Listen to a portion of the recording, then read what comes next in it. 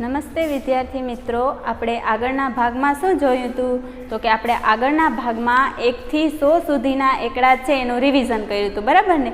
Revision કઈ રીતે કર્યું હતું તો કે એક કોષ્ટક દોર્યું હતું અને એમાં 1 થી 100 સુધીના એકડા લખ્યા હતા અને એમાં વચ્ચે વચ્ચે ખાના લખ્યા હતા. એમાં ખૂટતી સંખ્યા હતી એ પૂરવાની હતી. તો એક ખૂટતી સંખ્યા આપણે પૂરી હતી કે એમાં એક પતંગિયું દોર્યું હતું, એક ફૂલ દોર્યું હતું, પતંગિયાને પહેલેથી જવા દીધું હતું, 100 સુધી એને પહોંચાડવાનું હતું. તો તે ક્યાં પહોંચી શકે?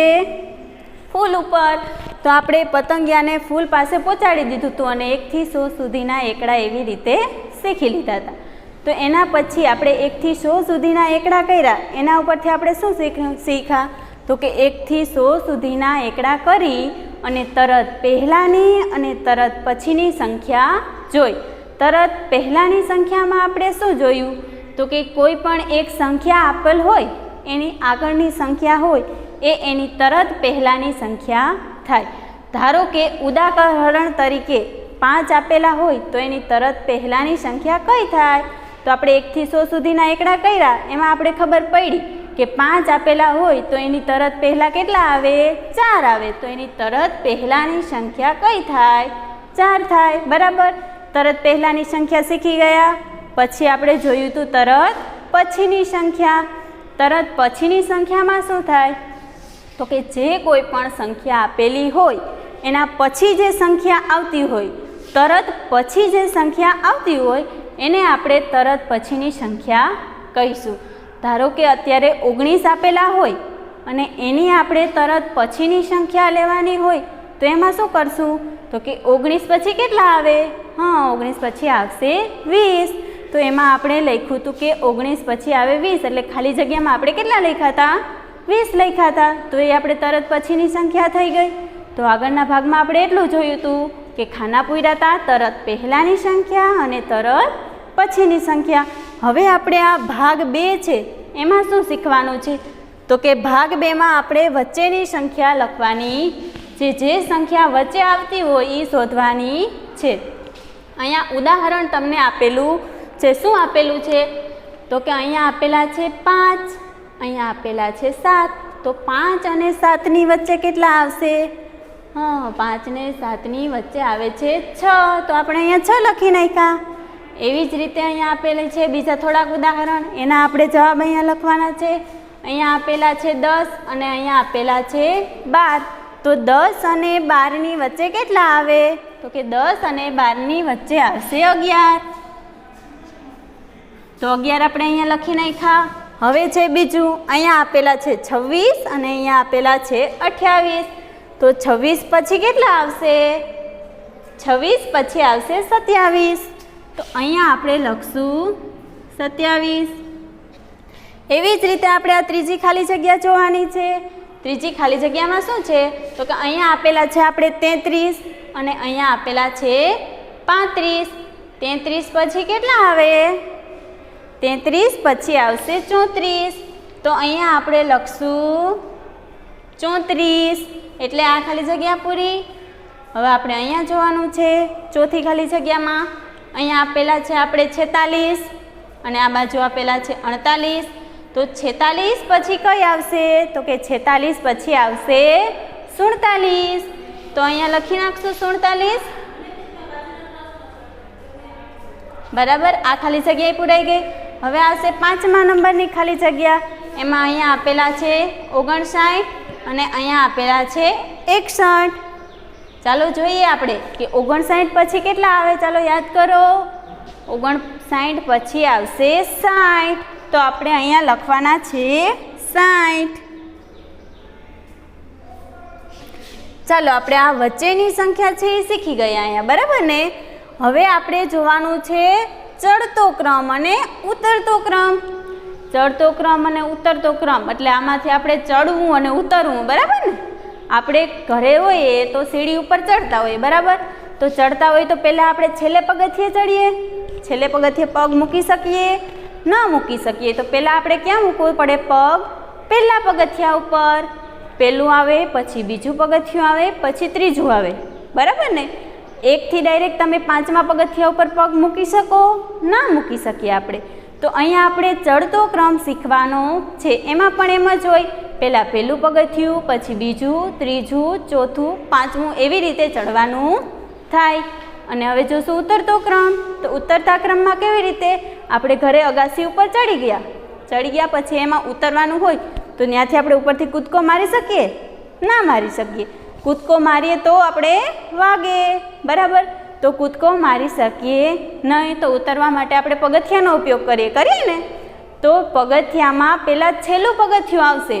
એમાં આપણે ડાયરેક્ટ પહેલાં પગથિયા ઉપર પગ મૂકશું? ના મૂકી, કારણ કે પડી જઈએ. તો પહેલાં છેલ્લું પગથિયું, પછી એના પછીનું, એવી રીતે છેલ્લે આવશે પહેલું પગથિયું. તો એ આપણે અહીંયા શીખવાનું છે. ચાલો જોશું ચડતો ક્રમ. આ ભાઈ છે એ છે નોબિતા. શું નામ છે એનું? નોબિતા છે. એના મામાના ઘરે ગયો છે. નોબિતા છે એના મામાના ઘરે ગયો છે. હવે એને પોતાના ઘરે જવાનું છે. આ છે એનું પોતાનું ઘર, આ છે નોબિતાના મામાનું ઘર.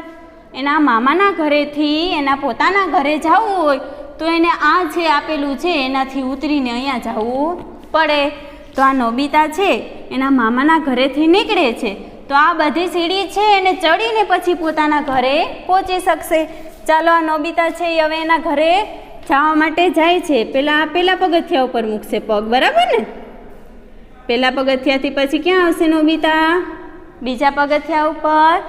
બીજા પગથિયાથી ઉપર ચડશે. કેટલું આવશે? ત્રીજું. ત્રીજા પછી આવશે ચોથું પગથિયું અને પછી પાંચમું પગથિયું. હવે આ પાંચમા પગથિયા ઉપર આવી ગયો છે. હજી એનું ઘર એટલું દૂર છે, અહીંયાથી કૂદકો મારી શકે? ના મારી શકે. કૂદકો મારે તો નીચે પડી જાય અને વાગે એને. તો આ પાંચમું પગથિયું તો વળી નીચે ઉતરશે તો જ એના ઘરે પહોંચશે. ચાલો આ નોબિતા છે એ નીચે ઉતરે. તો અહીંયા પાછું કેટલામું પગથિયું આવ્યું? તો કે ચોથું આવ્યું. પછી કેટલામું? ત્રીજું. પછી આવશે બીજું અને પછી આવશે પેલું. અને નોબિતા પહોંચી ગયા એના ઘરે. સમજાણું ને? પહેલાં ચડવા માટે એને કયા ક્રમ લીધો? તો કે પહેલાં 1 આવશે, 2 આવશે, 3, 4 અને 5. એને આપણે શું કહેશું? એને આપણે કહેશું ચડતો ક્રમ.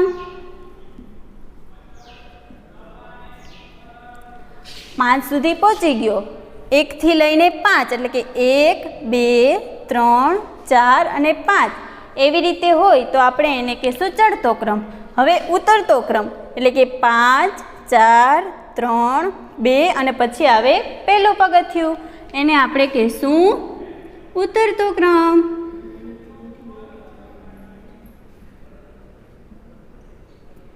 એટલે આપણે એ સમજાઈ ગયું કે ચડતા ક્રમમાં નાની સંખ્યાથી લઈ અને પછી ઉપર મોટી સંખ્યા સુધી જવાનું હોય છે. અને ઉતરતા ક્રમમાં તો કે પહેલાં મોટી સંખ્યા આવે, પછી એનાથી નાની, એનાથી નાની, એનાથી નાની અને પછી આવે સાવ નાની સંખ્યા. સમજાઈ ગયું? તો એ ઉદાહરણ છે એ આપણે અહીંયા જોવાના છે અને એનો દાખલો ગણવાનો છે.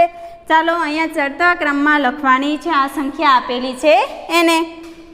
પહેલાં છે 99, પછી છે 1, પછી આ પહેલાં છે કેટલા? તો કે 20, 11 અને 34.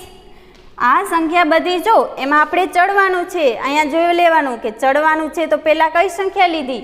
નાની સંખ્યા. તો આમાં જોઈ લઈએ સૌથી નાની સંખ્યા કઈ છે? તો આપણે એકડે એકથી શરૂઆત કરશું, બરાબર ને? તો અહીંયા એકડાની લાઈનમાંથી એકઈ સંખ્યા આપેલી છે? જોઈએ તો કે હા, એકડાની લાઈનમાંથી સંખ્યા અહીંયા એક જ આપેલી છે. તો પહેલાં આપણે કેટલા લખશું? તો કે 1 લખશું. પછી કઈ આવશે? ચાલો હવે એકડાની લાઈન જોઈ લીધી આપણે. હવે આપણે એની બાજુની લાઈન 2 એકડા 11 વાળી લાઈન જોશું. ચાલો 11 વાળી લાઈનમાંથી કઈ આવે છે? તો કે હા 11 જ આપેલા છે પહેલાં તો આપણે અહીંયા 11 લખીશું. પછી 11ની લાઈનમાંથી 11, 12, 13 જોતા જઈએ તો 11ની લાઈનમાંથી જ આવશે 20. તો એના પછી 20 લખી લઈએ. 20 પછીની લાઈનમાં જોઈએ 21ની લાઈનમાં. તો 21ની લાઈનમાંથી એકઈ સંખ્યા આપેલી છે? તો જોઈએ ના, આમાંથી એકઈ 21ની લાઈનમાંથી આપેલા નથી. ચાલો એની પછીની લાઈન જોશું. તો કે 31ની લાઈન. 31ની લાઈનમાંથી આમાંથી એકઈ સંખ્યા છે કે નહીં? ચાલો જો. હા આ રહી. તો આપણે 31ની લાઈનમાં જ આવે ને 34. તો 34 લખશું અહીંયા. પછી આપણે 41ની લાઈન જોશું. 41ની લાઈન છે અહીંયા, એમાંથી સંખ્યા છે કોઈ તો કે નથી. પછી જોશું 51ની લાઈન છે. 51ની લાઈનમાંથી તો કે 51ની લાઈનમાંથી પણ છે નહીં. ચાલો હવે જોશું 61ની લાઈન તો કે ના, 61ની લાઈનમાંથી પણ છે નહીં. ચાલો હવે 71ની લાઈન જોશું. 71ની લાઈનમાંથી પણ નથી. તો હવે જોશું 81વાળી લાઈન. 81વાળી લાઈનમાંથી છે તો કે ના, 81 લાઈનમાંથી પણ છે નહીં. હવે છેલ્લે કઈ લાઈન રહી તો કે 91વાળી લાઈન.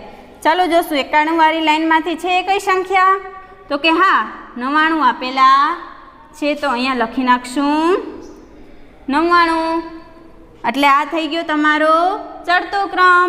સૌથી પહેલાં નાની સંખ્યા, પછી એનાથી મોટી, એનાથી મોટી, એનાથી મોટી અને સૌથી મોટી સંખ્યા. થઈ ગયો આ તમારો ચડતો ક્રમ. સમજાઈ ગયું? ચડતા ક્રમમાં સૌ પ્રથમ તમારે શું લેવાનું તો કે સૌથી નાની સંખ્યા હોય એને પહેલાં લેવાની, પછી એનાથી થોડીક મોટી, પછી એનાથી થોડીક મોટી, એનાથી થોડીક મોટી અને સૌથી મોટી સંખ્યા. તો એવી જ રીતે હવે આપણે ઉતરતો ક્રમ લખશું. તો ઉતરતા ક્રમમાં શું હોય તો આપણે જોયું કે ઉતરતા ક્રમમાં શું હોય તો કે સૌથી પહેલાં મોટું પગથિયું હોય, ઉપરનું પગથિયું હોય, ત્યાંથી આપણે નીચે તરફ આવવાનું છે. તો કે આમાં પણ એવી જ રીતે જોશું આપણે સૌથી મોટી સંખ્યા હોય એના પાસેથી આપણે નાની સંખ્યા પાસે આવવાનું છે. તો આપણે પહેલાં કઈ લાઈનથી શરૂ કરશું તો કે 91ની લાઈનથી શરૂ કરશું. બરાબર ને? એ લાઈન સૌથી મોટી થાય ને તો કે હા, 91વાળી લાઈનમાં જોઈએ એમાંથી આ સંખ્યામાં આવે છે તો કે હા, 100 છે એ 91વાળી લાઈનમાંથી આવશે. તો એને આપણે લખશું પહેલાં. બરાબર. હવે એના આગળની લાઈન 91ની લાઈન તો આપણે જોઈ લીધી છે. 91 પછી કઈ લાઈન આવશે એની પહેલાંની 81ની. 81વાળી લાઈનમાંથી છે અહીંયા તો કે ના, નથી. એની પહેલાં આવશે 71વાળી લાઈન તો કે એમાંથી પણ નથી. એની પહેલાં કઈ લાઈન આવશે 61વાળી લાઈન તો કે એમાંથી પણ અહીંયા સંખ્યા આપેલી નથી. હવે જોશું 51વાળી લાઈનમાંથી આપેલી છે તો કે ના, એમાંથી પણ નથી. એની આગળ જોશું 41વાળી લાઈન તો 41વાળી લાઈનમાંથી પણ અહીંયા સંખ્યા આપેલી નથી. એની આગળ 31વાળી લાઈન જોઈએ. 31વાળી લાઈન તો કે હા, આ જે 39 આપેલા છે બરાબર, એ છે એ કઈ લાઈનમાં આવશે તો કે 31વાળી લાઈનમાં. તો આપણે અહીંયા લખશું 39. બરાબર ને? 31વાળી લાઈનમાં આવે છે એટલે પહેલાં એને લખ્યા. હવે એનાથી નાની આપણે સંખ્યા જોવાની છે તો આપણે જોશું 21વાળી લાઈન. 21વાળી લાઈનમાં તો 21 જ આપેલા છે આપણે અહીંયા, તો 21 લખી નાખો. એની આગળ આપણે જોશું 11ની લાઈન તો કે 11ની લાઈનમાંથી કઈ આપેલા છે? હા, 11ની લાઈનમાંથી આપણે આ 16 છે એ આપેલા છે, તો 16 લખી નાખશું. પછી આપણે જોશું એકડાની લાઈન. એકડાની લાઈનમાંથી કઈ સંખ્યા છે? 9 છે, તો આપણે અહીંયા લખી નાખશું 9. આ થઈ ગયો તમારો ઉતરતો ક્રમ. એટલે કે પહેલાં સૌથી મોટી સંખ્યા, પછી એનાથી નાની, એનાથી નાની, એનાથી નાની અને સૌથી નાની સંખ્યા. ચાલો, ચડતો ક્રમ અને ઉતરતો ક્રમ વ્યવસ્થિત આપણે અહીંયા શીખી લીધો. હવે આપણે અહીંયા ચિત્ર ગણો અને સંખ્યા લખો. ચિત્ર ગણવાના છે અને સંખ્યા લખવાની છે કે કેટલા ચિત્ર છે. તો હવે આપણે પહેલાં જોશું કે આ કેવાનું ચિત્ર છે. ચાલો જોવું જોઈએ. બરાબર, આ ચિત્ર છે સૂરજ દાદાનું. બરાબર ને? તો ગણો ચાલો, સૂરજ દાદા કેટલા છે તો કે 1, 2 અને 3. તો આપણે અહીંયા લખશું 3. હવે આ બીજું ચિત્ર શેનું છે? પતંગિયાનું. તો હવે પતંગિયાને ગણવાનું છું. કેટલા પતંગિયા છે? તો પતંગિયું તો એક જ છે, તો આપણે અહીંયા લખશું 1. એના પછી ત્રીજું છે, અહીંયા આપણે ત્રિકોણ આપેલા છે. ત્રિકોણ છે એ કેટલા છે? ચાલો ગણો. તો કે 1, 2, 3, 4, 5, 6, 7, 8, 9, 10 અને 11.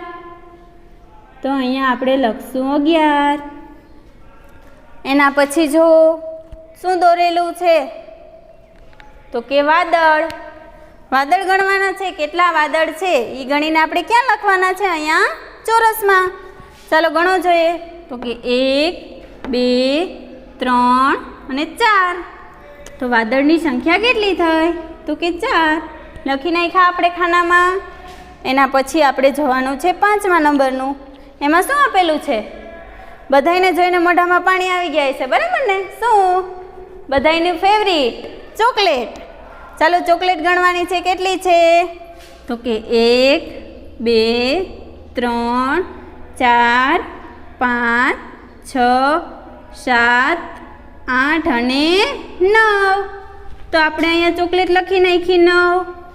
ચાલો આ ચિત્ર ગણી અને સંખ્યા લખતા તો આવડી ગયું બધાને, બરાબર ને? હા, તો આપણે અહીંયા 5મા નંબરમાં ચોકલેટ છે એ જોઈને ગણીને લખી નાખી.